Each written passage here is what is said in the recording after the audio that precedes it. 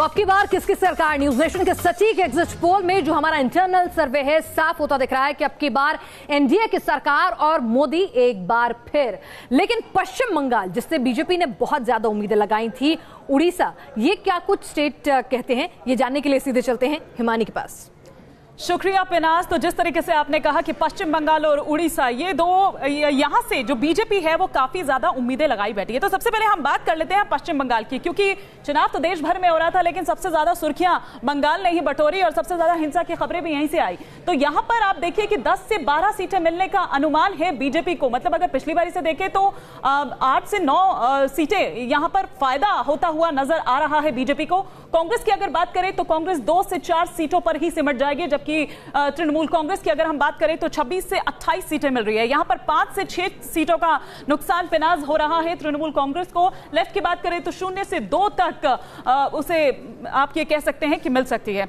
अब वेस्ट बंगाल से आगे बढ़ते हैं उड़ीसा की तरफ, जहां से एक और ये है, यहां पर जो बीजेपी उम्मीद लगाई बैठी है। बीजेपी की अगर यहां पर बात करें तो 8 से 10 सीटों का जो है वो उसको यहां पर मिल रही है, ये अनुमान यहां पर लगाया जा रहा है। पिछली बारी 1 थी, तो इस लिहाज से अगर देखें तो 8 से 9 सीट्स का यहां पर फायदा कांग्रेस खाता भी नहीं यहां पर खोल पा रही है। 11 से 13 सीट्स यहां पर अगर बात करें तो बीजेडी को मिल रही है। और यहां पर ये उड़ीसा की तस्वीर हम यहां पर आपको दिखा रहे हैं। उड़ीसा से भी खासी उम्मीद लगाई बैठी हुई है बीजेपी। झारखंड का अगर हम रुख करें तो झारखंड में किस तरह की तस्वीर निकल कर आ रही है, यहां पर 9 से 11 सीटें मिल रही है बीजेपी प्लस को। और यहां पर साथ ही साथ कांग्रेस गठबंधन की अगर बात करें कांग्रेस प्लस की, तो 3 से 5 सीटों का यहां पर फायदा, 3 से 5 सीट यहां पर मिल रही है कांग्रेस को। बीजेपी आजसू के साथ मिलकर चुनाव लड़ रही है और झारखंड स्टूडेंट्स यूनियन, तो यहां पर 9 से 11 सीटें बीजेपी गठबंधन को मिल रही है। पेनाज, ओवर टू यू।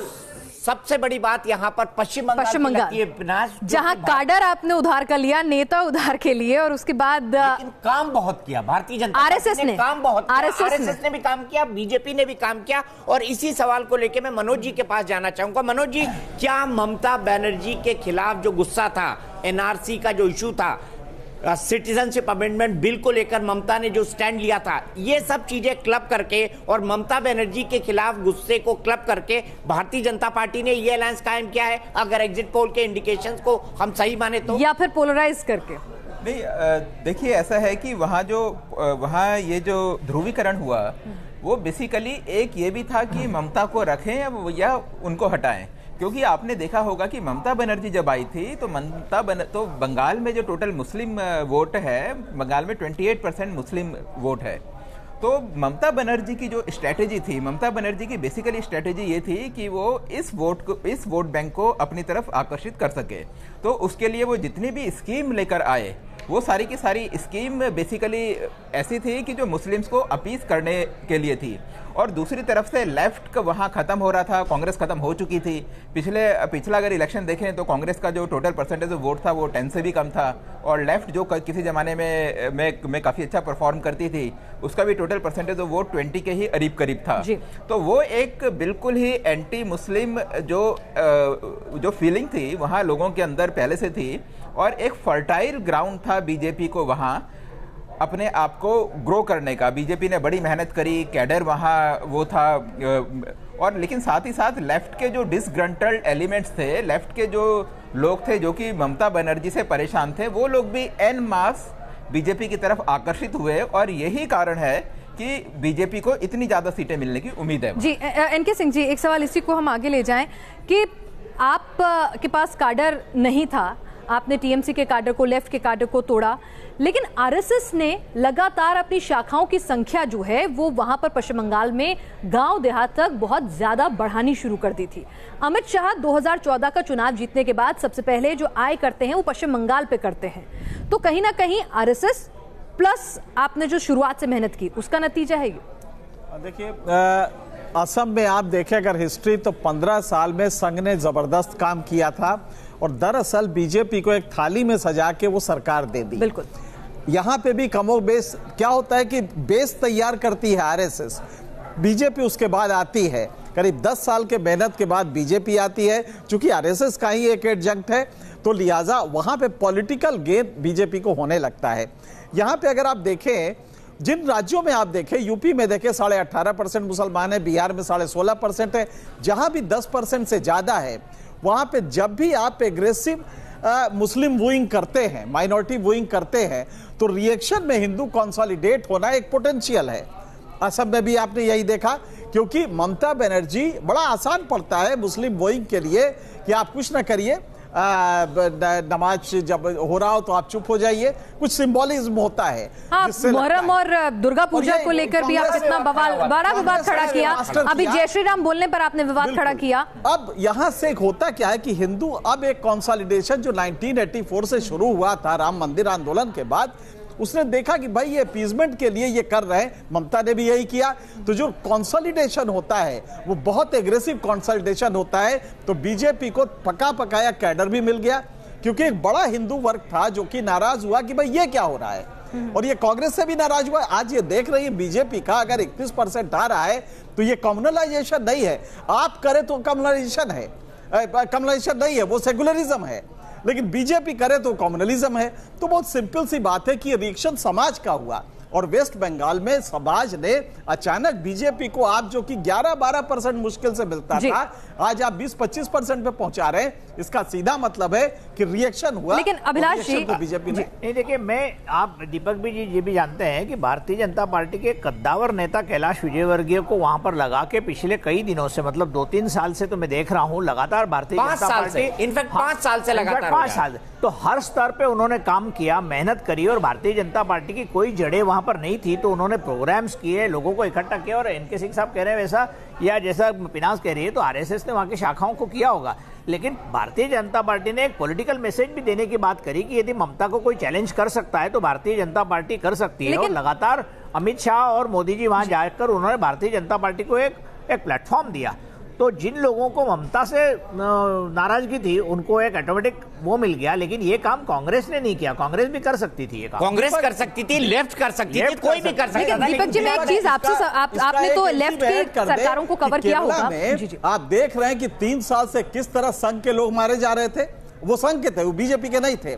संघ का कैडर लगातार और ब्रूटल मर्डर हो रहा था, उसके बाद संघ ने भी रिएक्ट करना शुरू किया। अब मार्क्सवादी कह रहे हैं कि देखिए साहब हमको मार रहे हैं, तो संघ बेस बनाता है, और जैसे ही बेस बना जाता है तब बीजेपी वहां पे एक्टिव होती है। एक चीज इसमें मेरे जहन में जो सवाल आ रहा है वो ये कि पश्चिम बंगाल की विचारधारा, कहा जाता है कि लेफ्ट की जो आइडियोलॉजी थी वो पश्चिम बंगाल के मिजाज में घुल मिल गई थी, और ममता ने भी कमोबेश कुछ हद तक उसको आगे बढ़ाने की कोशिश की। क्या लेफ्ट की विचारधारा पूरी तरह से खत्म हो रही है अगर यही एग्जैक्ट रिजल्ट में तब्दील होते हैं? मेरे ख्याल से पिनाश, मैं अगर गलत नहीं हूं तो सिर्फ एक लाइन जोड़ना चाहूंगा, ये सिर्फ पश्चिम बंगाल की बात नहीं है, पूरी दुनिया में ही लेफ्ट की विचारधारा धीरे धीरे खत्म हो रही है, इसको हमको समझना होगा। और एक लाइन में बात अपनी खत्म करना चाहूंगा पिनाश, कैलाश विजयवर्गीय की बात अभिलाष खांडेकर जी ने की। कैलाश विजयवर्गीय एक ऐसे नेता हैं कि इलेक्शन की अर्थमेटिक समझना, और उनको मध्य प्रदेश में एक तरह से चुनाव जीतने की मशीन माना जाता है। 5 साल से वो मध्य प्रदेश से दूर हैं, 5 साल से उन्होंने कोई चुनाव नहीं लड़ा है, उनके बेटे के चुनाव में भी वो नहीं गए, ये भी सबसे महत्वपूर्ण बात थी। और तीसरी बात, उनको कहा गया कि लोकसभा लड़े, लोकसभा भी नहीं लड़े। उनका ये कहना था कि मैं अपने आप को सिर्फ वेस्ट बंगाल में कॉन्सेंट्रेट करना चाहता हूं, जो पार्टी ने मुझे जिम्मेदारी दी है, और अगर वहां पर ऐसे परिणाम आते हैं तो मैं बहुत ज्यादा आश्चर्य नहीं करूंगा। बखूबी भी निभाई उन्होंने निश्चित रूप से, और he is a tough leader, और वहां पर ऐसे ही लीडर की आवश्यकता भी थी। और रूपा गांगुली को किस तरह से तैयार करना है, आप देखिए रूपा गांगुली का मेकओवर हो गया है, वो खुद हवाई चप्पल में घूमने लग गई हैं। वो एक सिने एक्ट्रेस हैं, उन्होंने महाभारत के अंदर द्रौपदी का रोल किया था, लेकिन अब आप उनका अंदाज देखिए तो उनका अंदाज ऑलमोस्ट ममता बनर्जी से बिल्कुल लाठी खाती है सर पैर, उसी तरह से खून निकलता रहता है, चलती रहती है, मीडिया को बाइट देती रहती हैं। लेकिन पुर्णेंदु, जिन्होंने हमारी इंटरनल टीम में जिस तरह से पूरा का पूरा एग्जिट पोल तैयार किया, डेटा को एनालाइज किया, पुर्णेंदु आपने एक अहम भूमिका उसमें निभाई। तो पश्चिम बंगाल के ऐसे नतीजे, जब आप डेटा इकट्ठा कर रहे होंगे फेज वाइज, आपको कहीं लग रहा था कि ये स्थिति बन सकती है? और कई जगह तो इससे भी बढ़ाकर दी जा रही है स्थिति। बिल्कुल पिनाज, आपकी बात बिल्कुल सही है कि जब सातों चरण के जो पश्चिम बंगाल के जो चुनाव थे उसमें जब हम डेटा कलेक्शन कर रहे थे, पहले 6 फेज में हमने पोस्ट पोल में डेटा कलेक्शन किया, ये बात साफ लग रही थी कि जो टीएमसी से जो नाराज मतदाता है इस चुनाव में अगर उसका पहला विकल्प है टीएमसी के अलावा तो वो बीजेपी बन रहा है। पिछले 2 सालों से आप देख रहे हैं कि बीजेपी किस तरीके से लगातार वहां पे काम कर रही है। अमित शाह ऐसा कोई महीना नहीं है जिस महीने वो दौरे नहीं करते हैं। किस तरीके से खासकर जो कम्युनली जो सेंसिटिव इश्यूज हैं, रामनवमी से लेकर के मालदा के मुद्दे को लेकर के, जिस तरीके से जय श्री राम के नारे को लेकर के बीजेपी लगातार बयानबाजी कर रही है, प्रधानमंत्री मोदी जिस तरीके से उन्होंने चुनाव में इस पूरे मुद्दे को उठाया है, तो बीजेपी उस सेंटीमेंट को समझ रही थी कि कहां उसको टच करना है। उसने ममता बनर्जी पे सवाल खड़े किए कि ममता बनर्जी एक खास समुदाय के तुष्टीकरण की राजनीति कर रही हैं। बीजेपी ने एनआरसी का मुद्दा उठाया। बीजेपी इस बात को भी देख रही थी किस तरह से जो बांग्लादेश से सटे जो पश्चिम बंगाल के जो जिले हैं जहां पे शुरुआत से ही डेमोग्राफिक चेंज को लेकर के एक जो बातचीत शुरू से रही है, जिसको लेके स्थानीय लोगों में एक शक भी रहा, एक सुबह भी रहा है, तो बीजेपी ने उन सारे मुद्दों को टच किया और कहीं ना कहीं जो टीएमसी से एक नाराज जो कैडर है वो भी, उसको भी लगा कि इस बार बीजेपी को सपोर्ट करते हैं। आगे चूंकि बीजेपी की एक जो इमेज है बंगाल में एक नॉन बंगाली पार्टी की है, तो आगे हम बीजेपी को टक्कर कर लेंगे। फिलहाल टीएमसी को हराना ज्यादा जरूरी है। ठीक है, सीधे इसी सवाल को लेके प्रोफेसर गौरव वल्लभ के पास चलते हैं। गौरव, मैं आपसे जानना चाहूंगा, आपको भी पता था कि पश्चिम बंगाल के राजनीतिक हालात कैसे हैं। एक तरफ आप बीजेपी की मेहनत देखिए, दूसरी तरफ आप कांग्रेस की मेहनत देखिए, जो परंपरागत से अपने आप को वेस्ट बंगाल की पार्टी कह सकती है। सवाल यह है कि क्या कांग्रेस अब मेहनत करना भूल गई है? क्या फर्टाइल लैंड पर काम करना भी अब कांग्रेस भूल चुकी है? अगर वेस्ट बंगाल का एग्जाम्पल ही हम आज लें तो। दीपक जी, आप सब एक्सपर्ट्स की मैं बड़ी गौर से बात सुन रहा था और मुझे 2016 का बंगाल चुनाव भी याद आया था। उस दौरान भी ऐसे ही एक एग्जिट पोल था। मैं उस समय कांग्रेस का स्पोक्सपर्सन नहीं था, एक चैनल पे एज एन एक्सपर्ट गया हुआ था। यही बातें हो रही थी, आरएसएस ने भूमि तैयार कर दी, कैलाश विजयवर्गीय स्वर्ग से उतर के आए हैं और उन्होंने वो गेम चेंजर है। हुआ क्या? बीजेपी को 2 सीटें मिली और कांग्रेस को 50 सीटें मिली 2016 के असेंबली इलेक्शन में। मैं फिर कहता हूं कि सौभाग्य सब दिन एक जैसा नहीं होता। पंचायत चुनाव आप भूल रहे हैं गौरव, विधानसभा के बाद पंचायत चुनाव भी हो चुके हैं, उसको आप भूल रहे हैं। विधानसभा के बाद पंचायत चुनाव भी हो चुके हैं, जिसको आप भूल रहे हैं। जी नहीं, मैं किसी चुनाव को नहीं भूल रहा हूं। पंचायत चुनाव में भी आप देखेंगे तो कांग्रेस की भी टैली देख लीजिएगा। और मैं आपको मैं देखो अभिमान से अभी मैं क्या बोलूं, 2-3 दिन बाद आप मतलब जजमान आपके बाल कितने हैं तो वो सब सामने आ जाएंगे 23 तारीख को, और हम उस सब राजनीतिक दल उसको एक्सेप्ट करेंगे। पर मैं फिर कहता हूं कि कांग्रेस ने वहां पे बिल्कुल काम किया है। हमारी स्ट्रांग होल्ड पॉकेट्स है जहां पे हम बहुत स्ट्रांग है, हमेशा से वहां से जीतता है। आपका अनुमान क्या कहता है? आपका एग्जिट पोल 0 दे रहा है, मैं उससे बिल्कुल भी सहमत नहीं हूं। और मैं एक बात बता दूं प्रोफेसर गौरव वल्लभ, आपको मैं आपको एक बात बता दूं कि इस पूरे चुनाव के दौरान मेरे ख्याल से मैंने ममता बनर्जी के मुंह से कांग्रेस के बारे में एक शब्द भी नहीं सुना, एक शब्द भी नहीं बोला। उनको कहीं कांग्रेस से खतरा लगा ही नहीं। नेता उसी पार्टी के खिलाफ बोलता है जो उसको सबसे बड़ा खतरा लगती है। इस हकीकत को आप जानते हैं गौरव अच्छी तरह। आप दीपक जी, आपको याद होगा राहुल जी ने जब मालदा में एक रैली की थी, उसकी तस्वीरें देख के बीजेपी हेडक्वार्टर हिल गया था। मालदा में जो राहुल जी की रैली हुई थी, उस रैली में राहुल जी ने ममता जी के खिलाफ बोला, ममता जी ने मालदा, मुर्शिदाबाद वहां पे कांग्रेस के खिलाफ कई वक्तव्य दिए। खैर, उससे हमें कोई मतलब नहीं, हम हमारा चुनाव लड़ते हैं, हम हमारे पॉजिटिव एजेंडा के साथ चुनाव लड़ते हैं। और एक आपने झारखंड का भी जिक्र किया, क्योंकि झारखंड का डाटा भी आपने बताया। मेरे को एक सेंटेंस बोलने दीजिए, क्योंकि झारखंड की तो 14 के 14 सीटें बीजेपी खुद मान रही है कि 5 से ज्यादा हम नहीं जीत रहे। उनके बड़े बड़े नेताओं के इंक्लूडिंग वहां के प्रदेश अध्यक्ष के बयान आ रहे हैं कि हम 5 से ज्यादा नहीं जीत रहे। फिर भी मैं आपके एग्जिट पोल पे सवाल निशान नहीं लगाऊंगा, क्योंकि कोई ना कोई सैंपल होगा, सैंपल साइज का बायस होगा, सैंपलिंग एरर होगा, मार्जिन ऑफ एरर होगा। उसके बारे में बिल्कुल, अगर ऐसा होगा हम बड़े दल के साथ और पूरे पॉजिटिव सम्मान एजेंडा के के साथ, साथ पूरी दें जिम्मेदारी के और साथ उसे हमें 23 पूर्ण तारीख को विश्वास है स्वीकार कि करेंगे। जनता हमारे लेकिन साथ। फिलहाल तो चर्चा इसी के इर्द गिर्द होनी है। प्रभात जी, क्या आपको भी कहीं से पश्चिम बंगाल में जिस तरह के एग्जिट पोल में आंकड़े आते दिख रहे हैं उससे बेहतर या कमोबेश उतने ही आपने इंटरनल सर्वे में लगाया होगा? देखिए, कांग्रेस एक समाप्त होती पार्टी की तरह काम कर रही है। हम कर रहे हैं पश्चिम बंगाल में भारतीय जनता पार्टी का काम कम था तो उसको मजबूत कैसे किया जाए, और 2014 के बाद लगातार अमित जी ने अपने प्लानिंग टेबल पर सबसे पहले अगर कोई प्रमुख एजेंडा था तो पश्चिम बंगाल था, और इसलिए पश्चिम बंगाल पर उनकी निगाह पहले दिन से थी। और इसलिए जो कुछ भी आज आपके एग्जिट पोल में आ रहा है वो उस मेहनत के कारण आ रहा है।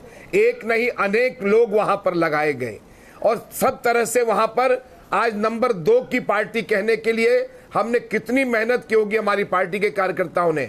वहां खून से लथपथ किया गया, कार्यकर्ताओं को मारा गया, 8 कार्यकर्ताओं की हत्या की गई, उसके बाद भी वो लहू वहां पर रंग ला रहा है। और पश्चिम बंगाल में जो कुछ भी है वो भारतीय जनता पार्टी जनता के बीच में ये विश्वास पैदा करने में सफल रही है कि अब इसका विकास भारतीय जनता पार्टी करेगी, न कि ममता बनर्जी करेगी। और यही कारण है कि जो आज आप एग्जिट पोल में दिखा रही हैं, निश्चित तौर पर वह प्रभात जी, लगता है कि भारतीय जनता तो पार्टी मिल रही ने हैं, अपना लेकिन विस्तार तमाम किया है। लोग और जो हैं किसी भी आलोचक कह रहे हैं कि आपने पोलराइज कर दिया, ये पश्चिम बंगाल की राजनीति का मिजाज नहीं था।